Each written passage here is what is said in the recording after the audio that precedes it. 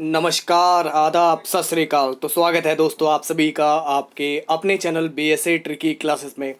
तो दोस्तों बात करते हैं आज हम लोग यहाँ पर 17 अप्रैल 2020 हेडलाइन की। तो दोस्तों यहाँ पर आज के मुख्य समाचार में क्या है, रेलवे ने भर्तियों पर चलाई कैची, ग्रुप डी की भर्तियों पर लगाई गई रोक। और आज की दूसरी अपडेट है, लॉकडाउन खत्म होने की 3 सप्ताह बाद परीक्षा। और हर बार की तरह आज भी दोस्तों हम लोग डेली जॉब अलर्ट में न्यू वैकेंसी की बात करेंगे।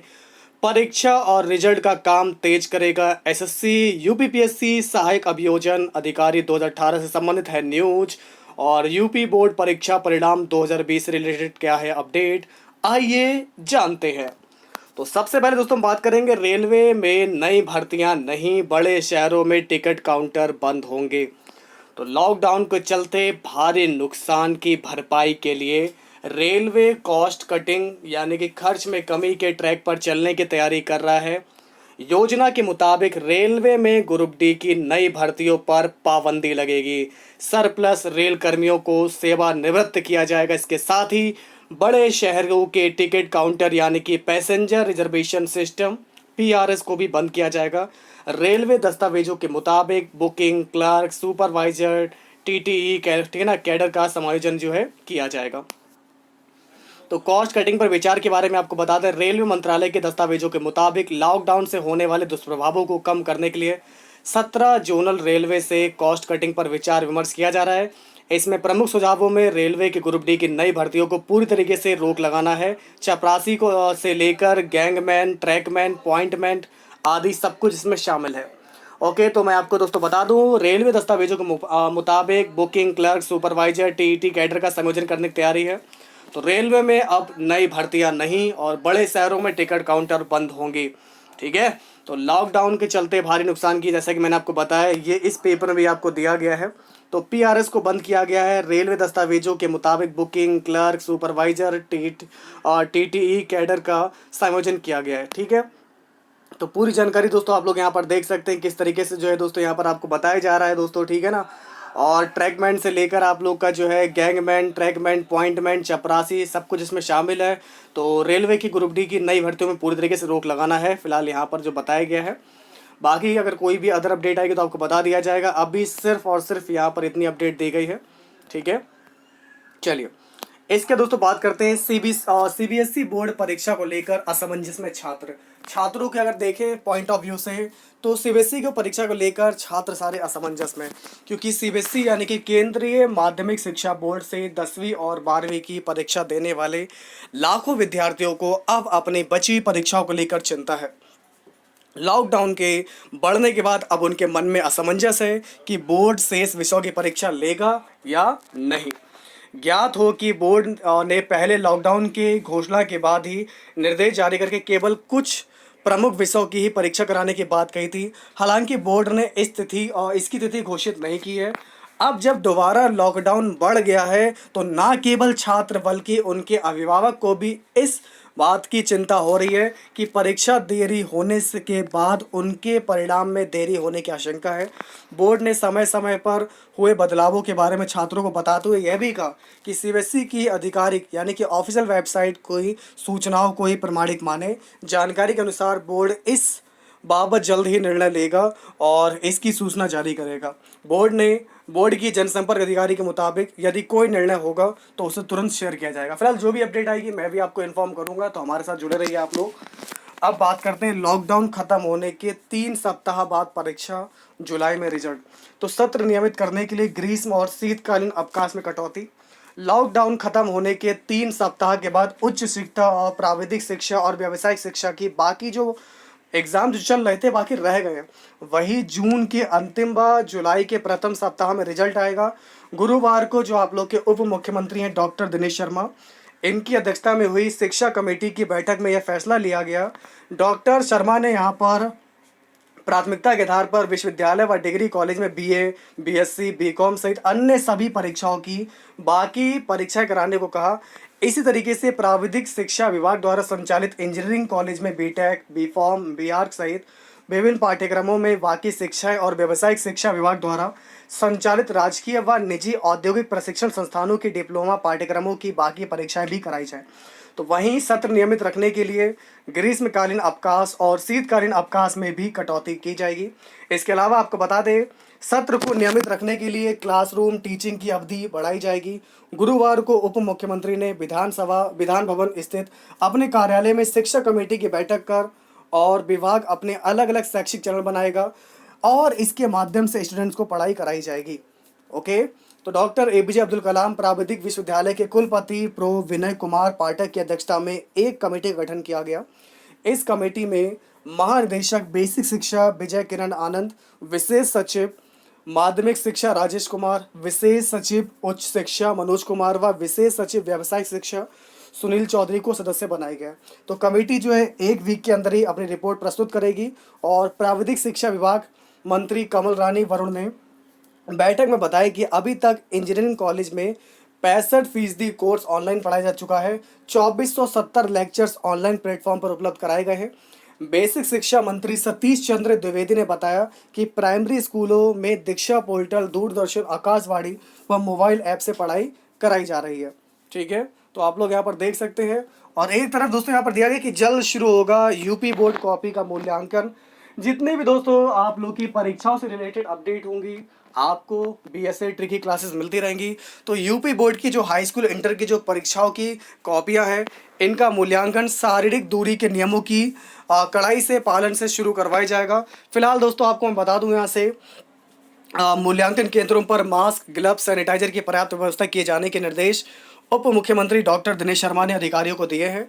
गुरुवार को योजना भवन में वीडियो कॉन्फ्रेंसिंग के माध्यम से हमारे उप मुख्यमंत्री ने सभी मंडलों के संयुक्त शिक्षा निदेशक और सभी जिलों के DIOS को निर्देश दिए कि वह बोर्ड परीक्षा की कॉपियों का सुरक्षित ढंग से मूल्यांकन शुरू करने की तैयारी करें।